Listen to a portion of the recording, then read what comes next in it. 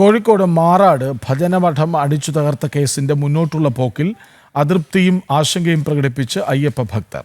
പ്രതി നവാസ് പറഞ്ഞ മുഹിയുദ്ദീൻ സംഘടനയെക്കുറിച്ച് സമഗ്ര അന്വേഷണം നടത്തണമെന്നും കൃത്യത്തിന് പിന്നിൽ ഗൂഢാലോചന നടന്നിട്ടുണ്ടോ എന്നും അന്വേഷിക്കണമെന്നാണ് ഭക്തരുടെ ആവശ്യം.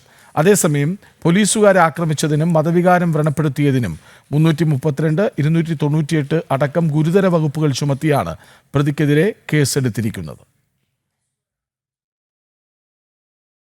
മാറാട് ഭജനമഠത്തിൽ അതിക്രമിച്ചു കടക്കുകയും ഗുരുസ്വാമിയെ മർദ്ദിക്കുകയും ചെയ്ത കേസിലെ പ്രതി നവാസ് പിടിക്കപ്പെട്ട സമയത്ത് പോലീസുകാരോട് പറഞ്ഞ മൊയ്തീൻ സംഘടന, ആ സംഘടനയെക്കുറിച്ച് പോലീസ് അന്വേഷണം നടത്തിയോ? പിടിക്കപ്പെട്ട സമയത്ത് പ്രതിയുടെ കൈവശമുണ്ടായിരുന്ന അറബി പുസ്തകത്തിലെ ഉള്ളടക്കം എന്തായിരുന്നു? അക്രമം നടക്കുന്നതിന് മാസങ്ങൾക്ക് മുൻപ് പ്രതി എവിടെയൊക്കെ സഞ്ചരിച്ചു?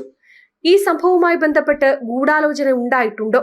അങ്ങനെയെങ്കിൽ അതിന് പിന്നിൽ ആര്? ഇങ്ങനെ നീളുന്നു ഭക്തരുടെ ആശങ്കകൾ.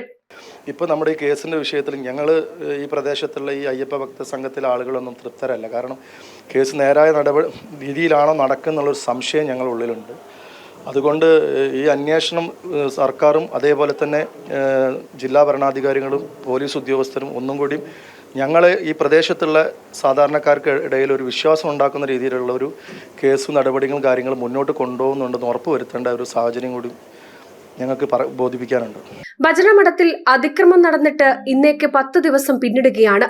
എന്നിട്ടും അന്വേഷണത്തിന്റെ മുന്നോട്ടുള്ള പോക്കിൽ ഭക്തർ പൂർണ്ണ തൃപ്തരല്ല. റിമാൻഡിലായ പ്രതി നവാസ് സെല്ലിൽ വെച്ച് മാനസികാസ്വാസ്യം പ്രകടിപ്പിച്ചെന്നും തുടർന്ന് കുതിരവട്ടം മാനസികാരോഗ്യ കേന്ദ്രത്തിൽ പ്രവേശിപ്പിച്ചെന്നുമാണ് ഏറ്റവും ഒടുവിൽ പുറത്തുവരുന്ന വിവരം.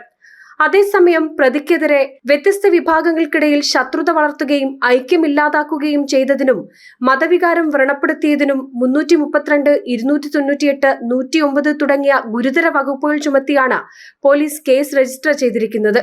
പഴുതടച്ച അന്വേഷണമാണ് നടക്കുന്നതെന്നും പ്രതിക്ക് മാനസിക രോഗമെന്ന് എവിടെയും രേഖപ്പെടുത്തിയിട്ടില്ലെന്നും ബന്ധപ്പെട്ട ഉദ്യോഗസ്ഥരും വ്യക്തമാക്കി.